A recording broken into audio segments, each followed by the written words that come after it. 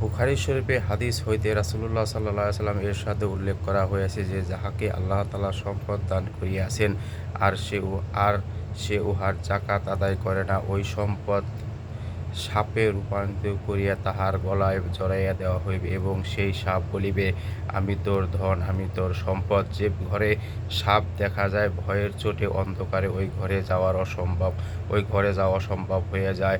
না জানি পেঁচাইয়া ধর, অথচ আল্লাহ তাআলা পাক রাসূল সাল্লাল্লাহু আলাইহি সাল্লাম বলিয়াছেন, এই সম্পদকে যাহাকে আজ মজবুত গুদামে এবং লোহার আলমারিতে রাখা হইতেছে, জাকাত আদায় না করার কারণে কাল উহা সাপ হইয়া তোমাকে পেঁচাইয়া ধরিবে। ঘরে সাপ পেঁচাইয়া ধরা নিশ্চিত নয়, শুধু সম্ভাবনা যে হয়তোবা পেঁচাইয়া ধরিবে।